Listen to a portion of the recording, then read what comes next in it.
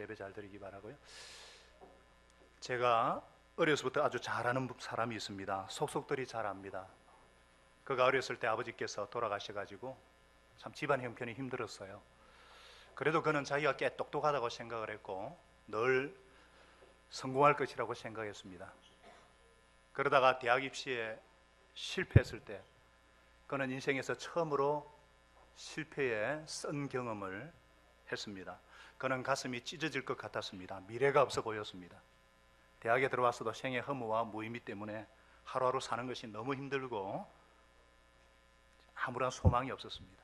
그러던 그가 어느 날 성경 공부 모임에 초대를 받습니다. 혹시 성경이 인생에 도움이 될지도 모른다는 생각에 그 모임에 참석했어요. 그런데 하나님의 말씀을 통해서 그의 인생의 주인이신 예수님을 만났습니다. 진리 되신 예수님 안에서 태어나 처음으로 참된 평안과 자유를 맛보게 되었습니다. 하나님의 구원이라는 놀라운 선물을 받고는 비로소 한 줄기 작은 빛이 그 인생에 비쳤습니다. 어느 날 성경 공부 모임에서 간증을 요청을 했어요. 200명쯤 되는 사람들 앞에서 그는 처음으로 소위 간증이라는 것을 했습니다. 그 간증이 끝났을 때 여러 사람들이 그에게 찾아와서 이런 말을 해주었어요. 형제의 간증은 이상하게 감동이 있어.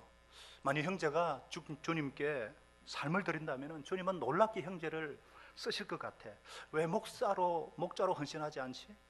형제는 놀랍게 쓰임받을 가능성이 있어. 실패하는 인생, 쓸모없다고 생각하는 인생, 그러나 쓸모있는 인생으로 주께서 주님께 놀랍게 쓰임받을 수가 있다니. 그날 이런 그의 인생을 바꿔 놓았어요. 그날부터 어둠이 사라지고 그의 삶에는 빛이 쏟아져 내리기 시작했습니다. 그때 배웠던 복음서 하나가 있습니다. 그것은 주 안에서 새 삶을 살게 된 그의 인생을 대변하는 노래였습니다. 그분이 살아계시기 때문에 내 인생은 미래를 만날 수 있네. 그분이 살아계시기 때문에 모든 두려움은 사라졌네. 그분이 내 인생의 미래를 붙들고 있다는 사실을 알기 때문에 그분이 살아계시기 때문에 인생은 살만한 가치가 있는 것. 십자가 부활의 복음은 그의 인생을 변화시켰고 그의 삶을 바꾸었고 이 찬송이 그의 인생의 간증이었어요. 그 간증 때문에 그는 오늘도 이렇게 복음을 전합니다. 그분은 죽음에서 살아나셨습니다. 그분은 살아계십니다. 나 구정호의 삶을 변화시키신 살아계신 주님은 오늘 당신의 삶도 바꿀 수가 있습니다. 그분은 당신에게 내게 주시던 기쁨의 삶을 주실 것입니다. 내 인생의 연약함, 나의 부족함에도 불구하고 내 믿음을 지키신 동일하신 부활의 주님이 당신을 지켜주실 것입니다. 그리고 하나님의 영광을 위하여 우리를 놀랍게 사용하실 것입니다. 사랑하는 여러분, 예수님께서 참으로 부활하셨다면 오늘 우리의 삶은 어떻게 달라져야 할까요? 이 부활의 아침에 하나님께서 저와 여러분에게 정말 주시는 중요한 질문이에요. 예수님께서 십자가에 돌아가시자 제자들은 다 뿔뿔이 흩어지기 시작했습니다.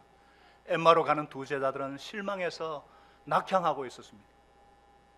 또 베드로를 위시한 제자들은 옛 생업인 어부의 직업으로 돌아갈 궁리를 하고 있었어요. 나머지 제자들은 잡히면 죽을까 봐 두려워서 문을 꼭꼭 걸어 잠그고 숨을 죽이고 있었습니다. 그런데 예수님의 뜨거운 사랑을 맛보았고 그 사랑을 갚을 길이 없던 몇몇의 여인들은 장례도 제대로 치르지 못하고 죽으신 예수님의 그 죽음이 안쓰러워서 그의 무덤을 찾아왔습니다. 새벽이었습니다. 그런데 그들은 놀라운 기대치도 않았던 깜짝 놀랄만한 사건을 경험하게 됩니다. 우리 다 같이 우리 1절 28장 1절을 보겠습니다. 안식일이 지나고 주일의 첫날 동틀 무렵에 막달라 마리아와 다른 마리아가 무덤을 보러 갔다. 자, 다 같이 5절을 읽겠습니다. 5절을 같이 읽어요. 5절 시작. 천사가 여자들에게 말하였다. 두려워하지 말아라. 나는 너희가 십자가에 달리신 예수를 찾는 줄 알자. 그리고 6절을 다 같이 읽습니다. 시작. 그는 여기에 계시지 않다. 그가 말씀하신 대로 그는 살아나셨다. 와서 그가 누우시 계시던 것을 보아라. 그래서 여인들은 예수님이 누우셨던 장소를 확인합니다. 빈 무덤이었어요. 과연 그는 다시 살아나셨습니다. 평소에 살아계실 때에 그가 예언하신 그대로 내가 죽음에서 살아날 것이다 예언한 그대로 살아난 현장을 확인한 것입니다. 얼마나 놀라운 사건이었을까요? 두 눈을 뜨고서 보고서도 믿을 수 없었던 이 놀라운 사실 앞에 이 여인들의 반응이 무엇일까요? 이 부활의 아침에 이들이 보인 반응이야말로 오늘 살아계신 주님 앞에 서 있는 우리가 보여야 될 반응의 한 모델이라고 생각합니다. 그분이 참으로 다시 사셨다면, 예수께서 진실로 부활하셨다면 오늘 우리는 어떻게 반응해야 할까요? 첫째로 우리는 정말 기뻐하며 살 수가 있습니다. 다 같이요. 우리는 정말 기뻐하며 살 수가 있습니다. 옆에 분 한번 보십시오. 좀 기뻐하십시다. 한번 얘기해 보세요. 뭐 기뻐해야 될 이유를 알아야 되는데, 그죠? 좀 기뻐하세요. 자, 이 여인들이 보여준 반응을 8절에 보니까 여자들은 무서움과 큰 기쁨이 엇갈려서 급히 무덤을 떠나 이 소식을 그의 제자들에게 전하려고 달려갔다 그랬어요. 아주 두 개의 대조적인 단어를 보십시오. 무서움과 큰 기쁨이에요. 이 두려움과 큰 기쁨, 이 두 가지는 공존하기 어려운 감정인데 우리가 때로는 너무 믿을 수 없는 어떤 사실을 경험했을 때에 이 두려움과 큰 기쁨이 함께 있을 수가 있어요. 어떤 성경학자들은 이 기쁨을 전율할 만한 기쁨이라고 했어요. 전율할 만한 기쁨. 이것은 바로 죽음에 대한 해답을 발견한 그런 기쁨이었을 것입니다. 사랑하는 여러분, 인생에 있어서 가장 근본적이고 궁극적인 문제가 무엇일까요? 죽음 문제가 아니겠습니까? 아무도 죽음을 피해갈 수 없습니다. 죽음은 모든 사람을 지배합니다. 그래서 성경은 죽음이 인류의 왕 노릇하고 있다 이렇게 말씀하고 있어요. 죽음이 우리를 지배하고 있다는 거예요. 이 죽음의 지배에 굴복하지 않을 사람이 아무도 없습니다. 우리는 모두 죽습니다. 반드시 죽습니다. 저와 여러분도 죽습니다. 누구도 예배일 수가 없습니다. 오늘도 수많은 사람들이 죽을 것입니다. 이 죽음에 대한 해답이 있을까요? 세상은 이 대답을 갖고 있지 못합니다. 철학은 이 대답을 갖고 있지 못합니다. 나날이 발전하는 생명과학도 인공지능도 우리가 살고 있는 수명의 길이를 조금 연장시키는 것을 연구할 뿐이에요. 그런데 여러분, 예수님께서 참으로 부활하셨다면 이것은 해답입니다. 우리는 이 놀라운 해답을 갖고 있습니다.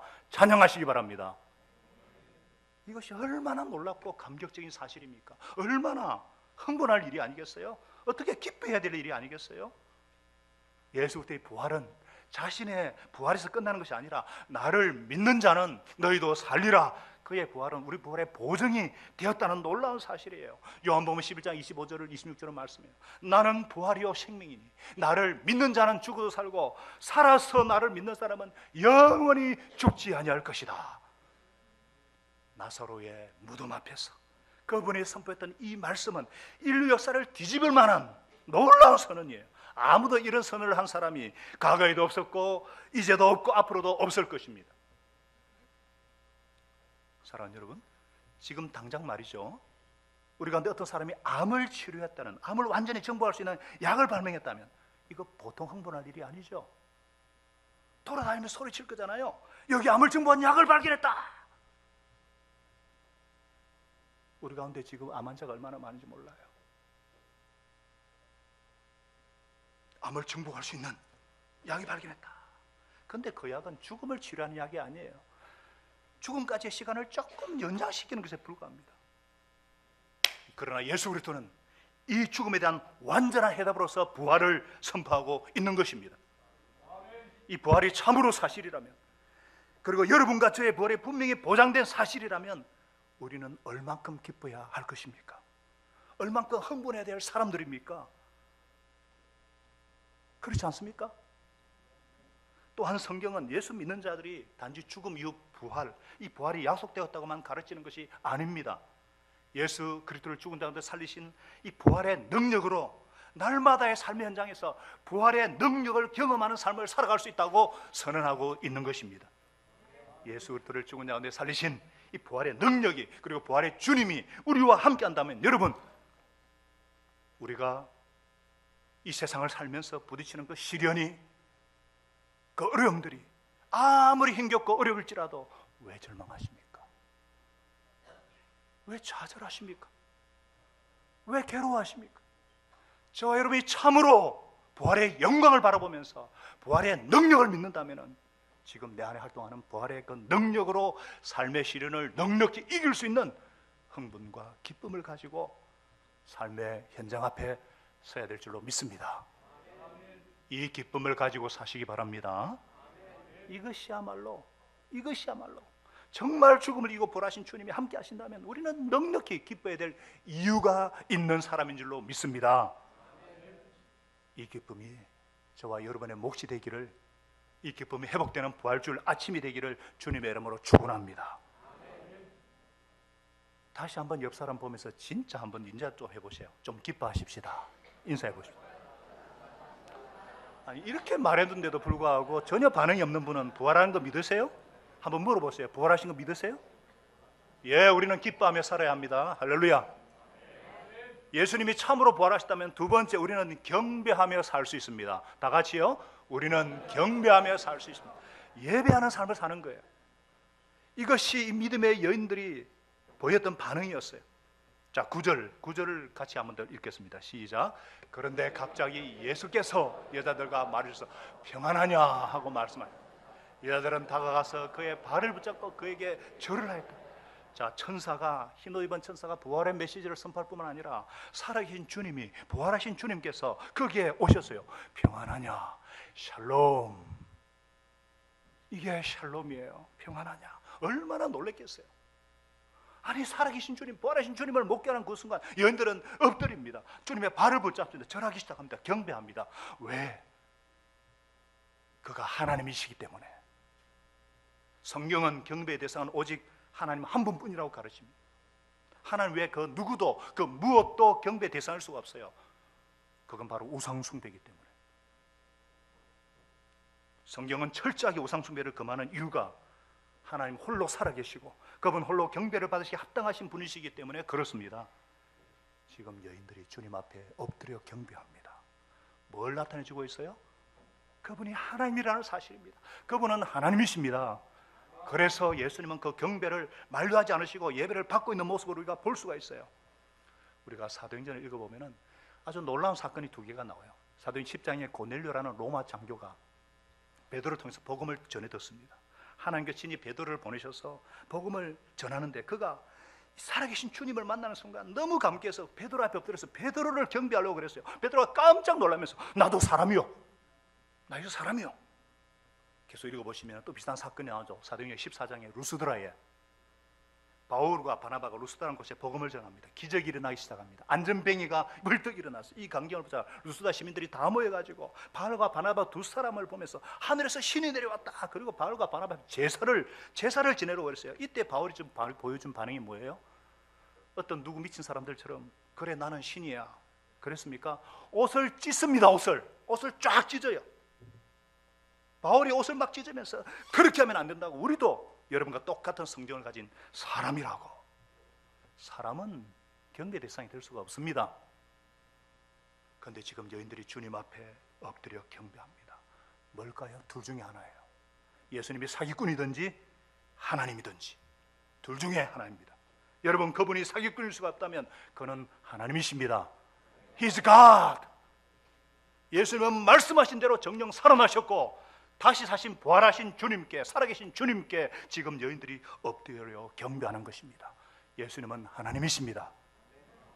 바울 사도는 예수의 부활이야말로 하나님의 아들이심을 증명하는 것이라 선언합니다. 로마서 1장 4절은 이렇게 말씀합니다. 다 같이 읽습니다. 시작. 성령으로는 죽은 사람들 가운데서 부활하심으로 나타내신 권능으로 하나님의 아들로 확정되신 분이십니다. 그는 곧 우리 주 예수 그리스도이십니다. 할렐루야. 성령에 의해서 이 부활하신 것이야말로 예수님이 하나님의 아들이심을, 그가 하나님이심을 입증하신 사건이라고 선포하고 있는 것입니다. 사랑하는 여러분, 그가 하나님이시라면 그는 진실로 여러분과 저에게 오늘 이 시간도 예배를 경배받기에 합당하신 주님이신 줄로 믿습니다. 그리고 경배하는 사람마다 예배 속에서 살아계신 주님의 임재를 체험하는 사람마다 세상을 넉넉히 이길 줄로 믿습니다. 예배의 본질이 뭐라고 생각하세요? 예배의 본질, 예배는 단순히 오늘처럼 예배 자리에 참사는 것을 뜻하지 않습니다. 순수에만 참여하는 거, 그거 예배가 아닙니다. 여러분이 예배 자리에 1시간 동안 머물러 있다고 해서 전혀 예배를 드리지 않은 자로 이곳을 나갈 수가 있어요. 만일 하나님이 나와 함께 하심을 경험함이 없다면 말입니다. 예배의 본질은 하나님의 임재를, 하나님의 함께 하심을 경험하는 것입니다. 뭐라고요? 하나님의 임재를 경험하는 것. 그래서 거기서 하나님을 찬양하고 하나님께 기도하고 성령으로 내게 다가오시는 하나님의 임재를 체험하는 순간, 살아계신 주님을 만나는 순간, 그래 주님은 살아계셔, 그래 주님은 살아계셔, 살아계신 주님과 함께 예배장을 떠나는 순간 그는 세상을 이기는 하나님의 사람인 줄로 믿습니다. 그리던들 중에 이 세상의 모든 압박과 스트레스를 이기고 당당하게, 진지하게, 아름답게, 확실하게, 그리고 넉넉하게 여유를 가지고 세상을 승리하며 살아가는 그리스도인의 모습을 저에게 한번 보여주십시오. 저는 그가 진정한 예배자라는 사실을 확정할 수가 있습니다. 또한 여러분 주변에 진지한 예배자를 저에게 보여주십시오.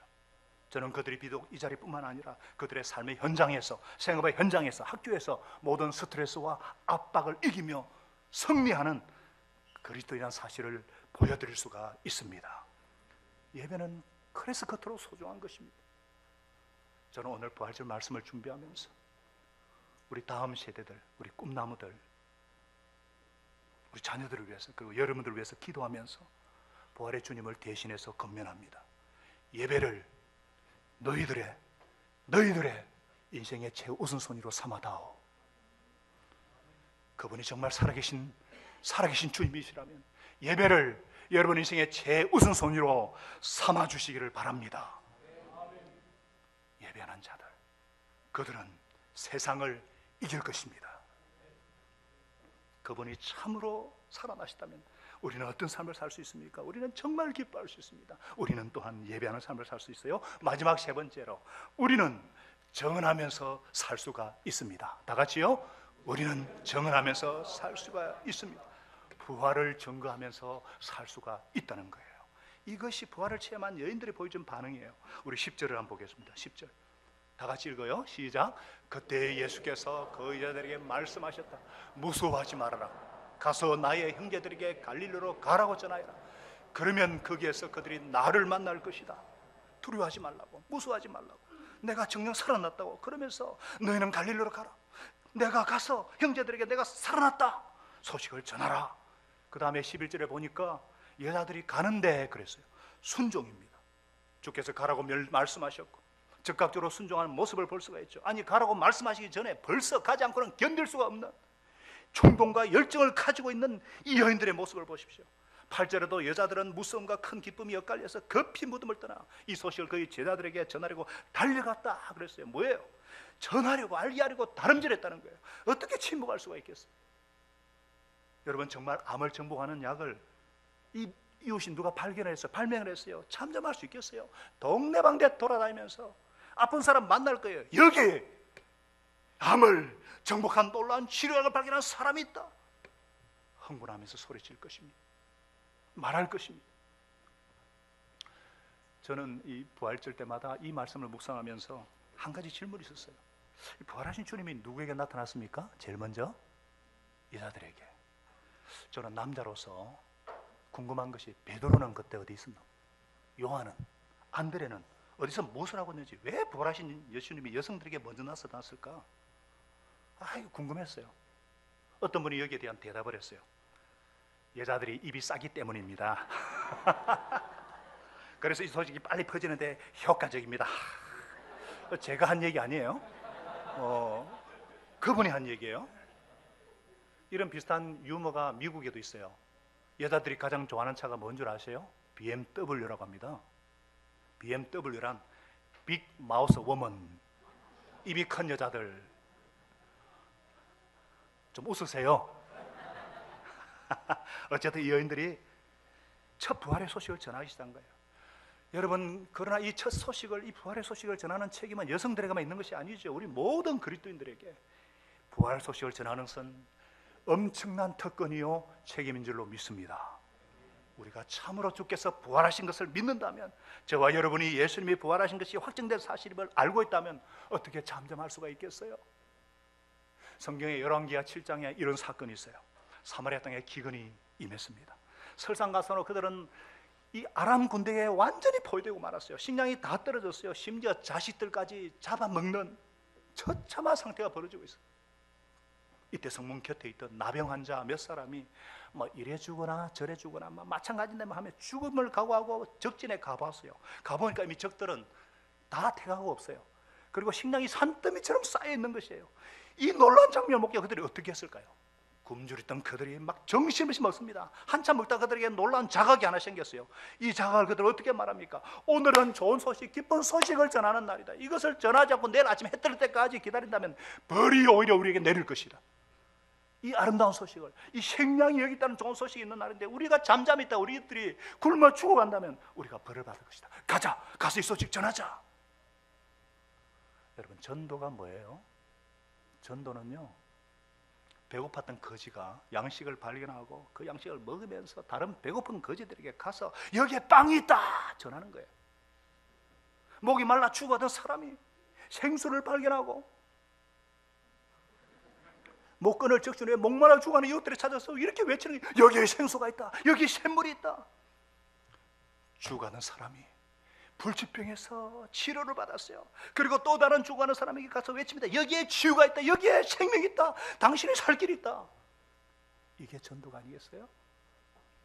용서를 모르고 살아가는 사람들, 그래서 그 마음이 어둡고 막 감옥 같고 처참한 절망 속에서 살아가는 그 이웃들에게 용서를 먼저 체험한 사람이, 그리스도 안에 있는 완전한 용서, 하나님의 완전한 용서, 주께서 나를 용서하시고 그 흘린 피로서 나의 죄를 용서하시고 새로운 생명을 주셨다, 이 용서를 체험한 사람들이 아직 용서받지 못한 죄의식과 그런 자들에게 찾아가서 여기에 용서가 있다, 그리스도 안에 죄사함이 있다, 그리스도 안에 생명이 있다. 여러분, 이것이 전도가 아니겠어요? 마치 제가 예수 만난 후에, 동요야, 내가 예수님 만났어, 예수님은 살아계셔, 하나님은 살아계셔.